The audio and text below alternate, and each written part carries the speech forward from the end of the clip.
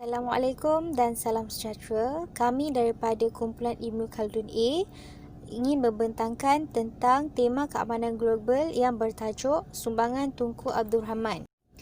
Ini adalah ahli kumpulan kami yang terdiri daripada Nur Farhana binti Fauzi iaitu saya, Tan Chi Wei, Nik Nur Ashikin binti Nik Muhammad Nur, Nur Alia Sabrina binti Muhammad Najmi dan Siti Razima binti Said Ali.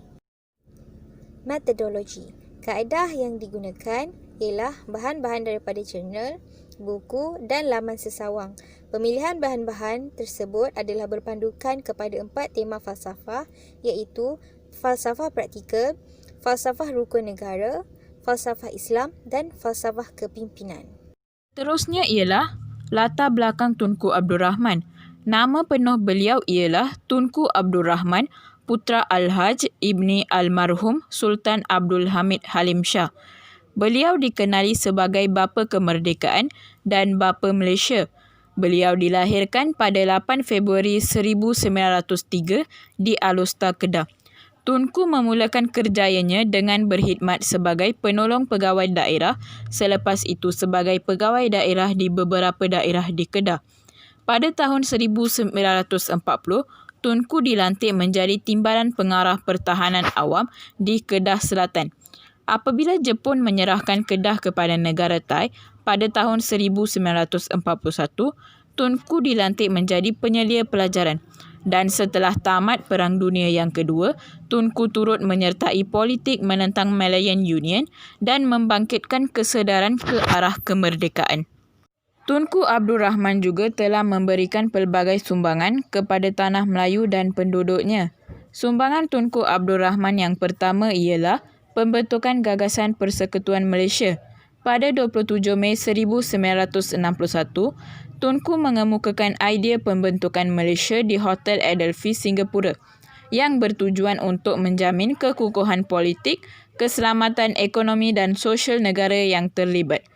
Tubuhnya Persekutuan Malaysia dapat memberikan kemerdekaan lebih awal kepada negeri-negeri seperti Sabah, Sarawak, Brunei dan Singapura daripada jajahan British. Pembentukan Gagasan Malaysia mendapat reaksi negatif daripada Filipina dan Indonesia yang kemudiannya melancarkan konfrontasi. Kemudian, Brunei telah menarik diri kerana menghadapi pemberontakan daripada rakyat. Pada 9 Ogos 1965, berlaku pemisahan Singapura atas sebab masalah perkauman. Tunku berjaya mengatasi segala cabaran dengan kebijaksanaannya dengan mendapat sokongan padu dari rakyat, kerajaan British dan PBB.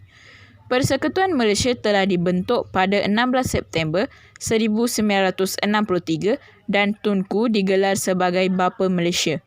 Cadangan gagasan Persekutuan Malaysia Tunku ini telah mengubah secara radikal perjalanan politik antarabangsa di rantau ini hingga membawa kepada perubahan peta Asia Tenggara apabila Malaysia ditubuhkan pada 16 September 1963 yang merangkumi negeri-negeri Persekutuan Tanah Melayu, Sabah, Sarawak dan Singapura.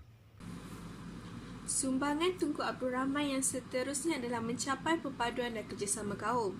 Sebagai yang mana kita tahu, Tunku Abdul Rahman ini merupakan pembina bangsa. Antara usaha-usaha beliau yang mampu dikatakan beliau merupakan pembina bangsa adalah beliau cuba untuk menyatupadukan rakyat Tanah Melayu yang berbilang kaum untuk menentang kerajaan British dan menuntut kemerdekaan. Tunku juga berusaha dengan yakin dan sabar bagi menyatupadukan kaum-kaum di samping menjaga keutuhan bangsa Melayu dan MCA. Dan MCA juga ditubuhkan pada tahun 1952 di kawasan majoriti bukan Melayu. Hasil perikatan UMNO dan MCA telah memberi kemenangan kepada kedua-dua belah pihak. Disertai seterusnya oleh MIC menjelang pilihan raya 1955 bagi mewakili kaum India.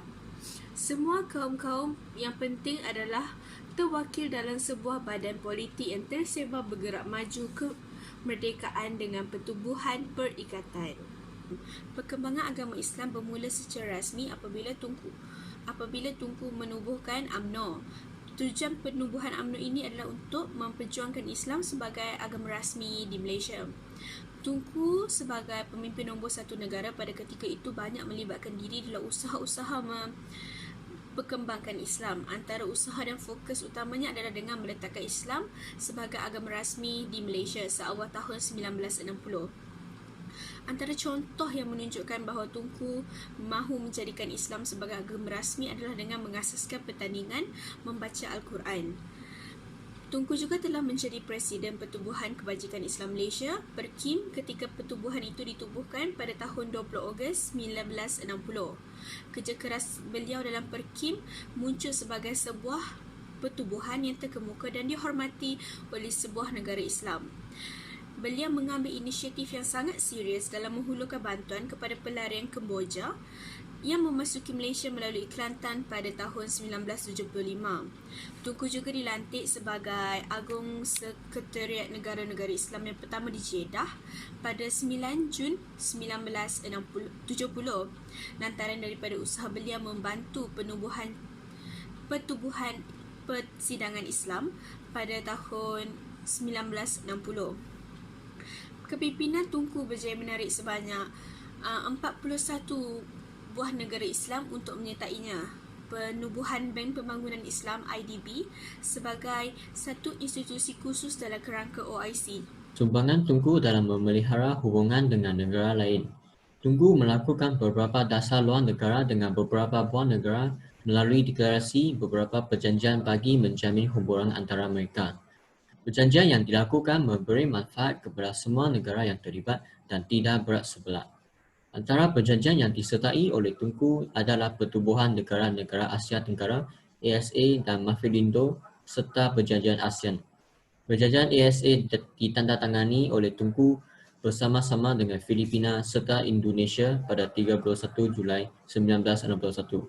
Tujuan untuk mewujudkan kerja-kerja serantau terutama dalam bidang ekonomi dan kebudayaan serta menyekat pengaruh komunis dengan harapan dapat memelihara hubungan rapat antara negara-negara anggota.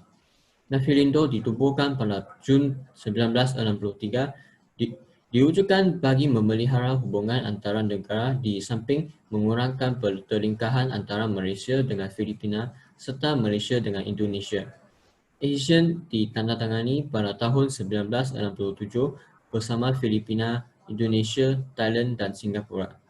Maklumat pertubuhan adalah bagi mengekalkan kestabilan politik, membantu antara satu sama lain dari segi kebudayaan, ekonomi, sosial dan memberi kerjasama dalam membentuk latihan penyelidikan dan lain-lain. Akhirnya, sumbangan Tunku dalam menangani ancaman PKM di Tanah Melayu. Tunku menjalankan tanggungjawabnya dengan penuh dedikasi terutamanya dalam menangani ancaman komunis di Tanah Melayu. Beliau menamakan ancaman PKM di Tanah Melayu secara damai tanpa liberalisme. Pada 9 September 1955, Tunku mengisytiharkan pengampunan kepada penganas PKM yang ingin menyerah diri. Berjuta bilangan pas pengampunan dan risalah telah diedarkan dalam berbagai bahasa seperti bahasa Melayu, Tamil dan Cina. Radio Malaya juga menyiarkan tentang isu pengampunan tersebut setiap hari dan poster juga ditempel di serata tempat bagi menyebarkan informasi dengan pantas. Pada 28 dan 29 September, suatu pertemuan yang dinamakan Rundingan Baling telah diadakan antara anggota PKM yang diwakili oleh Chin Peng, Chin Tien dan Rashid Maidin bersama anggota Kerajaan Tanah Melayu yang diwakili oleh Tunku, Tun Tan Cheng Lock dan David Marshall. Rundingan tersebut gagal bagi membubarkan parti PKM kerana permintaan anggota PKM ditolak oleh Tunku. Namun demikian, gerakan PKM semakin lemah kerana terdapat anggota gerila yang menyerah diri dan melarikan diri. Ancaman PKM telah tamat apabila Tunku mengisytiharkan kemerdekaan kepada Tanah Melayu pada tahun 1960. Tema falsafah. Yang pertama, falsafah kepimpinan. Beliau adalah pemimpin yang tenang ketika menghadapi sesuatu situasi. Apabila beliau sudah yakin akan sesuatu perkara, biasanya beliau akan bertindak tegas dengan apa cara sekalipun. Dalam menghadapi sesuatu isu, Tunku sentiasa bersikap mengejar masalah dan bukannya menanti masalah. Yang kedua, falsafah rukun negara. Perpaduan, rasa hormat menghormati menjadi keutamaan yang tidak boleh diambil mudah. Rukun negara menjadi tonggak perpaduan kaum. Tunku menyedari, menerima dan memahami hakikat bahawa kepelbagaian kaum, agama serta budaya di negara ini adalah satu rahmat yang perlu dimanfaat bersama. Yang ketiga, falsafah Islam. Sikap tolong-menolong yang dimiliki oleh beliau, keadilan yang diperjuangkan oleh Tunku Abdul Rahman dalam mempertahankan negara ini didorong oleh akal yang suci dan bermoral. Tunku Abdul Rahman berjaya memerdekakan Malaysia kerana beliau mampu membezakan pemikiran yang benar dan salah serta mempunyai fahaman akidah yang teguh dan benar. Yang keempat, falsafah praktikal. Falsafah yang berkaitan dengan dasar luar negara yang dilakukan oleh Tunku Abdul Rahman ialah falsafah politik. Falsafah politik ini dapat memberi hasil yang praktikal di mana hasil tersebut boleh dijadikan refleksi, nasihat serta panduan kepada kerajaan tentang bagaimana cara mentadbir sesebuah negara agar mampu memberi manfaat kepada rakyat. Tindakan Tunku untuk memberi pengampunan kepada anggota PKM yang ingin menyerah supaya meningkatkan kestabilan politik tanah Melayu merupakan falsafah politik kerana mempunyai hasil yang praktikal bila di mana sebilangan besar anggota gerila telah menyerah diri kepada Tunku Abdul Rahman. Hikmah yang pertama adalah perpaduan antara kaum adalah langkah yang pertama dan terutama bagi mengukuhkan rakyat dan mencapai kemerdekaan. Tunku Abdul Rahman merupakan seorang yang cerdik dengan mengetahui apakah yang perlu dilakukan untuk mencapai matlamatnya iaitu kemerdekaan tanah Melayu. Hikmah yang seterusnya adalah gagasan Persekutuan Malaysia telah mengubah secara radikal perjalanan politik antarabangsa di rantau ini hingga membawa kepada perubahan peta Asia Tenggara apabila Malaysia ditubuhkan pada 16 September 1963 yang merangkumi negeri-negeri Persekutuan Tanah Melayu, Sabah, Sarawak dan Singapura. Hikmah yang seterusnya adalah perjalinan hubungan antara sesebuah negara dengan negara yang lain sama ada dari aspek sosial, politik atau ekonomi sememangnya membawa banyak kelebihan kepada pihak-pihak yang terlibat. Kelebihan yang dimiliki ini bukan sahaja kepada sistem pemerintahan tetapi juga kepada rakyat. Namun, sepanjang perjanjian atau persetujuan yang dilakukan haruslah dilaksanakan sebagaimana yang telah termaktub dan dipersetujui. Pendekatan dan pemikiran bagi setiap pemimpin adalah berbeza. Begitu juga pendekatan atau tujuan terjalinannya sebuah hubungan antara negeri atau negara. Hikmah yang keempat adalah Tunku Abdul Rahman bukan setakat terkenal sebagai pemimpin yang humanis, berjiwa rakyat dan dermawan. Malahan, Tunku juga memiliki kepribadian yang sangat menyenangkan. Beliau selalu merendah diri dan tidak pernah berlagak warak. Tunku Abdul Rahman bersikap baik tanpa menghina bangsa, agama, bersemangat wajar dan sentiasa mengutamakan kepentingan negara. Beliau tidak pernah sesekali mencemuh dan menghina orang lain, jauh sekali bersikap angkuh dan takbur. Inilah salah satu ciri-ciri yang kepimpinan yang dituntut dalam Islam yang jelas terselah pada diri Tunku Abdul Rahman. Dan hikmah yang terakhir adalah pertubuhan Parti Komunis Malaya telah memberikan impak negatif kepada penduduk berbilang kaum di Tanah Melayu pada ketika itu. Sebagai seorang pemimpin, keputusan dan tindakan yang tepat Tunku Abdul Rahman pada saat yang genting telah membawa perubahan yang besar kepada Tanah Melayu sekaligus membebaskan negara daripada ancaman Parti Komunis Malaya dengan mendapatkan kemerdekaan kepada Tanah Melayu. Kesimpulannya, sumbangan Tunku telah memberi impak positif kepada Malaysia sehingga kini, yakni kestabilan politik, keharmonian dan keamanan. Penghasilan idea-idea atau pemikiran yang bernas oleh seorang pemimpin dan sifat-sifat peribadi mereka sememangnya perlu dicontohi oleh setiap individu.